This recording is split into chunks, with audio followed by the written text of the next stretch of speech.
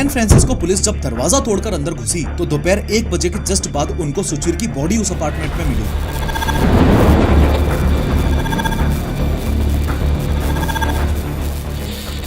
हर दूसरी माँ की तरह सुचीर की माँ को भी चिंता होने लगी और उन्होंने सुचीर को बोला कि तुझे अकेले नहीं जाना चाहिए था। इनफैक्ट न्यूयॉर्क टाइम्स और दूसरे पब्लिशर्स को इस बात से भी बहुत बड़ी प्रॉब्लम है कि चैट जीपीटी कई बार आंसर्स को हेलुसिनेट कर देता है।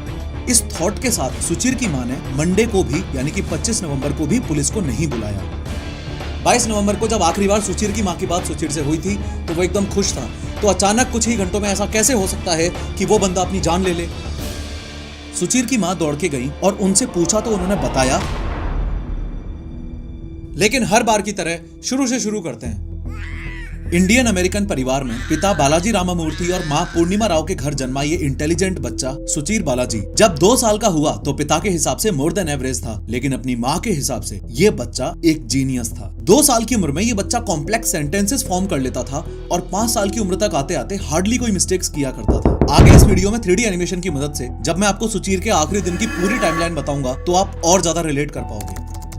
लेकिन फिलहाल ये समझो कि स्क्रैच नाम की विजुअल प्रोग्रामिंग लैंग्वेज का इस्तेमाल करके ये सुचीर बालाजी सिर्फ 11 साल की उम्र में ही कोडिंग करने लग गया था। सुचीर की माँ जो खुद सॉफ्टवेयर इंजीनियर रह चुकी हैं, उनसे इतनी छोटी सी उम्र में ही सुचीर ऐसे सवाल किया करता था जो उनके सिर के ऊपर से ही निकल जाते थे। इस हाईली इंटेलिजेंट सुचीर ने सिर्फ 14 साल की उम्र में ही चिप डिजाइन पर एक साइंस पेपर भी लिख दिया था। आगे आने वाले दिनों में सुचीर ने काफी प्रोग्रामिंग कॉन्टेस्ट में हिस्सा लिया, कुछ में चैंपियनशिप जीती और कुछ में अच्छी रैंक्स हासिल की। प्रोफेशनली सबसे पहले 1 साल 1 महीने के लिए सुचीर ने कोरा में एज अ सॉफ्टवेयर इंजीनियर काम किया, फिर अलग अलग 3-4 कंपनीज में इंक्लूडिंग ओपन एआई इंटर्नशिप्स की और फिर आखिरकार नवंबर 2020 में, हाँ वही समय जब ओपन एआई एक नॉन प्रॉफिट ऑर्गेनाइजेशन हुआ करती थी, उन दिनों सुचीर बालाजी ने ओपन एआई को फुल टाइम ज्वाइन कर लिया। 2 साल तक सब कुछ एकदम ठीक चला। सुचीर और ओपन एआई का विजन आपस में मैच करता था और इन दोनों ही सालों में ये हाईली इंटेलिजेंट लड़का ओपन एआई में एक हाईली वैल्यूएबल एम्प्लॉय के रूप में उभर कर आ रहा था। इनफैक्ट ओपन एआई के को फाउंडर और फेमस कंप्यूटर साइंटिस्ट जिन्होंने खुद भी ओपन एआई को इसी साल अगस्त में छोड़ दिया, मिस्टर जॉन शुल्मन, वो भी सुचीर बालाजी की तारीफ करते हुए कहा करते थे कि सुचीर बहुत केयरफुली और रिगरसली डिटेल्स के बारे में सोचता है। बाकी लोगों की तरह वो ग्रुप थिंक से अलग ही सोचता है, यानी कि भीड़ चाल से हटकर सोचता है। ध्यान देना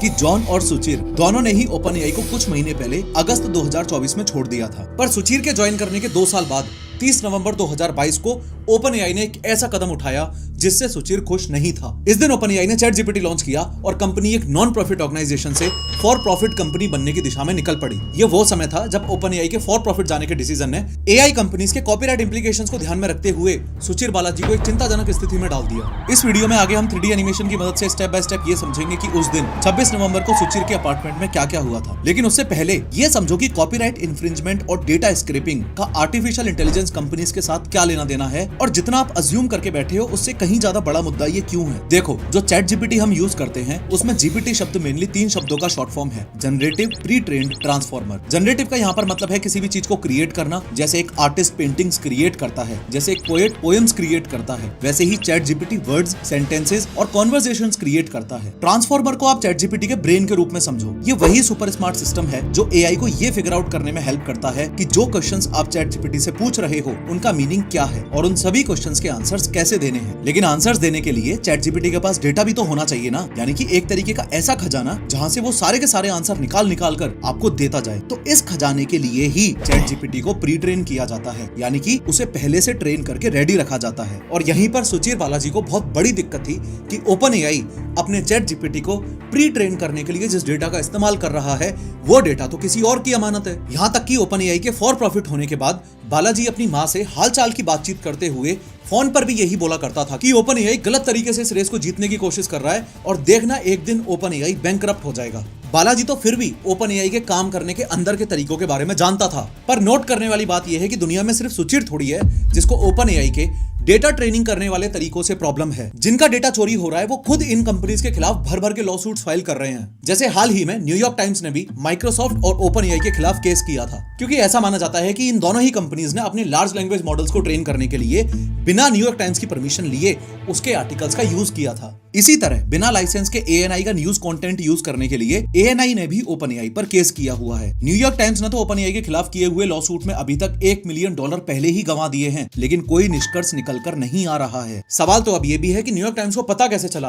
कि OpenAI और माइक्रोसॉफ्ट ने अपने लार्ज लैंग्वेज मॉडल्स को ट्रेन करने के लिए न्यूयॉर्क टाइम्स के आर्टिकल्स का यूज किया था। तो न्यूयॉर्क टाइम्स के लॉ सूट को डिटेल में पढ़ने पर पता चलता है कि ChatGPT कुछ सवालों के जवाबों में तो न्यूयॉर्क टाइम्स के कंटेंट को एज इट इज दिखा देता है। इनफैक्ट न्यूयॉर्क टाइम्स और दूसरे पब्लिशर्स को इस बात से भी बहुत बड़ी प्रॉब्लम है कि ChatGPT कई बार आंसर्स को हेल्यूसिनेट कर देता है। हेल्यूसिनेट करने का मतलब है डेटा को तोड़ मरोड़ कर ऐसा आंसर दे देना जिसका कोई मतलब ही ना निकले, जिसे हम लोग आम भाषा में ये भी बोल देते हैं कि ChatGPT ने गलत आंसर दे दिया है। For example, in famous news agencies के आर्टिकल्स को एट्रीब्यूशन देते हुए यानी कि लिंक और क्रेडिट देते हुए ChatGPT का ये आंसर दे देना कि स्मोकिंग अस्थमा का एक क्योर है। पूरी की पूरी गेम ऑफ थ्रोन्स सीरीज जिस किताब पर बेस्ड है यानी fantasy novel a song of ice and fire के ऑथर जॉर्ज R.R. मार्टिन ने भी OpenAI के खिलाफ डेटा स्क्रैपिंग का केस किया हुआ है। समझ रहे हो, इन AI कंपनीज के खुद के LLMs यानी लार्ज लैंग्वेज मॉडल्स को ट्रेन करने के तरीकों से सिर्फ सुचिर बालाजी को ही नहीं बल्कि बहुत सारे YouTube क्रिएटर्स, बहुत सारे ऑथर्स, बहुत सारे मीडिया पब्लिशिंग जाइंट्स और बहुत सारे म्यूजिक लेबल्स को भी प्रॉब्लम है। सोनी, यूनिवर्सल और वार्नर रिकॉर्ड्स जैसे दुनिया के सबसे बड़े म्यूजिक लेबल्स ने Suno.ai और Udio.ai जैसे म्यूजिक जनरेशन सॉफ्टवेयर के खिलाफ भी लॉ सूट फाइल किया हुआ है। खैर, अब यहाँ सबसे बड़ा सवाल ही ये निकल के आ रहा है कि अगर OpenAI के खिलाफ इतने सारे केसेस हो रखे हैं तो OpenAI पर अभी तक कोई भारी कार्रवाई कैसे नहीं हुई, अभी तक कोई मेजर लॉ सूट OpenAI हारा कैसे नहीं है? तो इसका आंसर है ये दो शब्द, फेयर यूज। फेयर यूज एक लीगल प्रिंसिपल है जो राइट होल्डर की परमिशन लिए बिना ही कॉपीराइटेड मटेरियल का एक लिमिटेड यूज अलाउ करता है। OpenAI इस फेयर यूज पॉलिसी की आड़ में अपने आप को बचाए बैठा है। वो बात अलग है कि सुचिर बालाजी को ये चीज एथिकली सही नहीं लगी, इसलिए OpenAI के फॉर प्रॉफिट होने के 2 साल के अंदर ही यानी कि इसी साल अगस्त 2024 में सुचिर ने OpenAI कंपनी से रेजिग्नेशन दे दिया और एक विसल ब्लोअर बनने का फैसला लिया। विसल ब्लोअर एक ऐसा इंसान होता है जो अपने वर्क प्लेस या ऑर्गेनाइजेशन के किसी सीक्रेट या गलत काम के बारे में पब्लिकली आके सब सच बता देता है, या यूं कह लो जो धोती खोल देता है। अगस्त में OpenAI से रिजाइन करने के बाद बालाजी ने 2-2.5 महीने का गैप लिया और फिर अक्टूबर 2024 में बालाजी पहली बार publicly as a whistleblower OpenAI और अदर AI कंपनीज के खिलाफ दुनिया के सामने आया, जब उसने न्यूयॉर्क टाइम्स में इंटरव्यू देते हुए इन AI कंपनीज की अनएथिकल डेटा स्क्रैपिंग प्रैक्टिसेस के बारे में बात की और साफ-साफ शब्दों में ये बोला कि OpenAI ने कॉपीराइट लॉ को तोड़ा है। याद है ना, थोड़ी देर पहले मैंने आपको न्यूयॉर्क टाइम्स वर्सेस OpenAI के केस के बारे में बताया था। तो इंटरव्यू के कुछ हफ्तों बाद 18 नवंबर 2024 को न्यूयॉर्क टाइम्स के अटॉर्नीज ने जज से पूछा था कि OpenAI के खिलाफ चल रहे इस लॉ सूट में वो बालाजी को एज अ कस्टोडियन ऐड कर सकते हैं क्या। न्यूयॉर्क टाइम्स के अटॉर्नीज के लेटर में ये भी मेंशन्ड था कि बालाजी के पास कुछ यूनिक और रेलेवेंट डॉक्यूमेंट्स हैं जो OpenAI और माइक्रोसॉफ्ट के खिलाफ न्यूयॉर्क टाइम्स के केस को स्ट्रॉन्ग बना सकते हैं। सिर्फ बालाजी ही नहीं, न्यूयॉर्क टाइम्स ने और भी कस्टोडियंस ऐड करने का मेंशन किया था, जिसमें OpenAI के फेमस फॉर्मर एम्प्लॉय इलिया सुट्स्कीवर का भी नाम था। रिपोर्ट्स के हिसाब से OpenAI को अगस्त में छोड़ने के बाद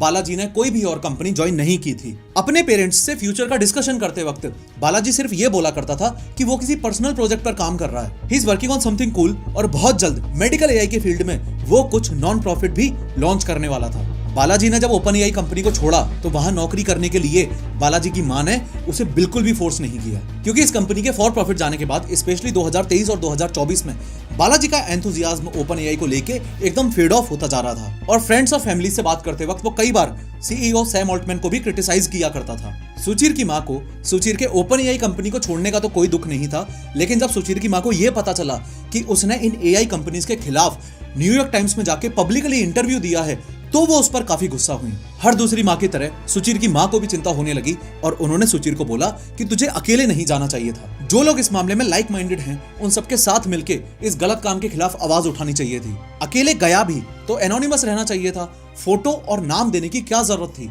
इसके रिस्पॉन्स में सुचिर ने अपनी माँ को बताया भी कि हाँ, वो लाइक माइंडेड लोगों के साथ में कनेक्ट कर रहा है और ऐसी गलत चीजों के खिलाफ आवाज उठाने के लिए एक पूरी टीम बिल्ड कर रहा है। खैर, इस फोटो में आप देख पा रहे होंगे कि सुचिर अपने दोस्तों के साथ वेकेशन पर कहीं घूमने गया हुआ है। ये फोटो इसी साल 21 नवंबर की है और 21 नवंबर को ही सुचिर बालाजी का बर्थडे था। अगले दिन यानी कि 22 नवंबर को सुचिर ने अपनी माँ से फोन पर बात की और वेकेशन से घर जाने की आज की फ्लाइट कितने बजे है उस बारे में बताया। इसी दिन यानी कि 22 नवंबर को सुचिर ने डिनर से पहले अपने डैड से भी बात की। डैड ने सुचिर को हैप्पी बर्थडे विश किया और बताया कि वो उसके लिए एक गिफ्ट भेज रहे हैं। नवंबर 2024 के कैलेंडर्स पर आप नजर मारोगे तो नोटिस करोगे कि 23 और 24 तारीख को सैटरडे और संडे था। इन दोनों ही दिन यानी कि सैटरडे संडे को सुचिर की माँ को सुचिर की कोई खबर नहीं मिली। तो एक बार के लिए सुचिर की माँ ने सोचा कि सुचिर शायद हाइक पर गया होगा या फिर उसका फोन गुम गया होगा। फिर तीसरे दिन भी जब खबर नहीं मिली तो मंडे को सुचिर की माँ ब्यूकनन स्ट्रीट अपार्टमेंट पर यानी कि जिस अपार्टमेंट में सुचिर रहता था उस अपार्टमेंट पर पहुंची और नॉक करने लगी। जब काफी देर तक नॉक करने के बाद भी सुचिर का अंदर से कोई जवाब नहीं आया तो सुचिर की माँ ने सोचा कि मिसिंग पर्सन रिपोर्ट लिखवा देती हूँ, लेकिन अगर सुचिर मिल गया तो उसे पुलिस डिपार्टमेंट में खुद जाकर मिसिंग पर्सन की रिपोर्ट कैंसिल करवानी पड़ेगी, वो परेशान होगा और मुझ पे चिल्लाएगा। इस थॉट के साथ सुचिर की माँ ने मंडे को भी यानी कि 25 नवंबर को भी पुलिस को नहीं बुलाया। लेकिन जब 25 नवंबर को भी सुचिर का कोई रिस्पॉन्स वगैरह नहीं आया तब अगले दिन यानी कि 26 नवंबर को सुचिर की माँ ने सैन फ्रांसिस्को पुलिस को बुलाया। सैन फ्रांसिस्को पुलिस जब दरवाजा तोड़कर अंदर घुसी तो दोपहर 1 बजे के जस्ट बाद उनको सुचिर की बॉडी उस अपार्टमेंट में मिली। ध्यान देना कि इस समय सिर्फ पुलिस ही अपार्टमेंट के अंदर घुसी थी, सुचिर की माँ को अंदर घुसने नहीं दिया जा रहा था। सुचिर की माँ को अभी तक ये पता नहीं था कि सुचिर की बॉडी अंदर मिली है, तो वो बाहर से पुलिस वालों को ये बोल रही थी कि चेक करो सुचिर का लैपटॉप और टूथब्रश अंदर है कि नहीं, उसी से पता चलेगा कि वो कहीं ट्रेवल करने तो नहीं गया। सुचिर की माँ काफी देर तक अपार्टमेंट के बाहर बैठी रही और ये सोचती रही कि उनका बेटा कहीं ट्रेवल करने या फिर कहीं और गया है, जबकि असलियत तो ये थी कि सुचिर की बॉडी इसी अपार्टमेंट के अंदर थी। लगभग 50 मिनट बाद यानी कि दोपहर 2 बजे पुलिस वालों ने सुचिर की माँ को घर जाने के लिए कहा, लेकिन सुचिर की माँ ने मना कर दिया और वो वहीं बैठी रही। फिर लगभग दोपहर 3:20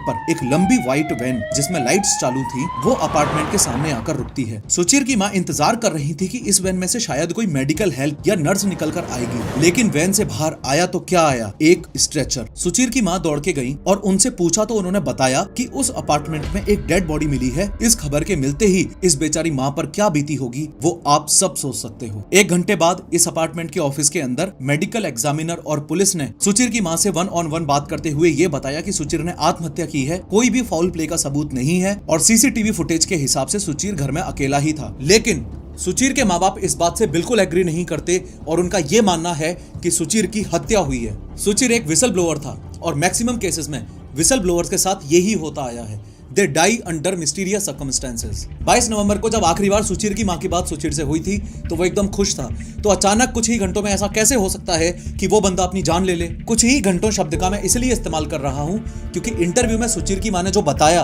उसके हिसाब से यानी कि मेडिकल एग्जामिनर्स ऑफिस के रिकॉर्ड के हिसाब से सुचिर की मौत उसी दिन जिस दिन वो वेकेशन से वापस आया यानी कि 22 नवंबर को या फिर उसके अगले दिन यानी कि 23 नवंबर 2024 को हुई थी। एक सही चीज ये हुई कि ये मुद्दा अब लगातार उठता जा रहा है। इलॉन मस्क ने भी अभी तक 3 बार इस मुद्दे पर कमेंट किया है, इंक्लूडिंग में change.org पर 13,000 लोगों ने सुचिर के जस्टिस की डिमांड रखते हुए पिटीशन साइन कर दिया है। At the time of recording this video $70,000 से ज्यादा डोनेशन इस इन्वेस्टिगेशन के लिए रेज किया जा चुका है। जितनी ज्यादा आवाज आप इस मुद्दे को लेकर उठाते जाओगे सुचिर की माँ अपने बेटे को जस्टिस दिलाने के उतनी ही करीब पहुंचती जाएगी। सल्यूट है ऐसी माँ को जो इस डर्टी कॉर्पोरेट वर्ल्ड के पीछे हाथ धोकर पड़ गई है और अपने बेटे के हत्यारे को ढूंढ के ही मानेगी, अगर ये हत्या है तो। खैर अभी के अभी इस वीडियो पर क्लिक करके देखो कि क्या आर्टिफिशियल इंटेलिजेंस कभी इमोशनल हो सकता है।